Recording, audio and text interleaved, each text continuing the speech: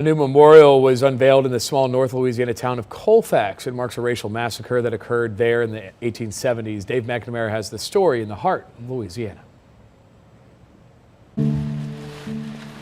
It was 150 years later, almost to the minute, that a new memorial to a massacre was unveiled in the town of Colfax.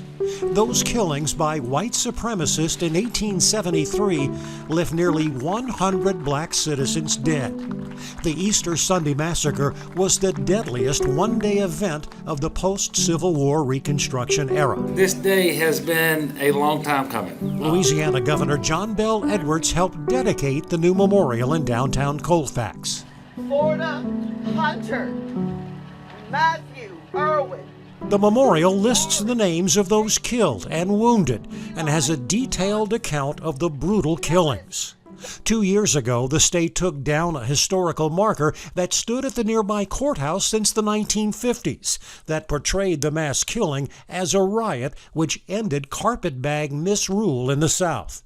The governor called the old marker false and offensive. And so every day that marker would stay up, the state of Louisiana would be complicit in telling African Americans here in Colfax and everywhere else, stay in your place, because if you don't, this is what can happen. And for good measure, they put a score on it, 150-3. It had to come down.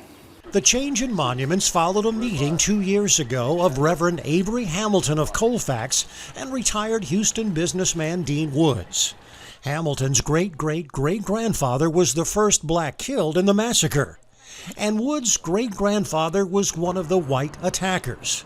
They were able to raise the $65,000 needed to erect the new memorial. Once you realize that your great-grandfather had been involved in this massacre, it took you all to come to grips with that. This means a lot to me that we were able to not rectify what the men did back in 1873, but at least correct the history and hopefully educate a lot of people of what really happened 150 years ago. I was determined that their names will be carved in stone and people are going to know that they lived, their lives mattered. Descendants of both the white perpetrators and black victims of Colfax were here. He was wounded.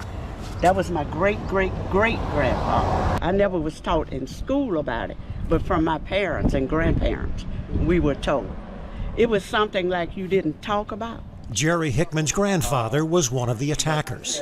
Younger generation should grow up knowing the truth of the matter. Several of the attackers were convicted of federal civil rights violations, but those convictions were overturned by the U.S. Supreme Court in U.S. versus Cruikshank.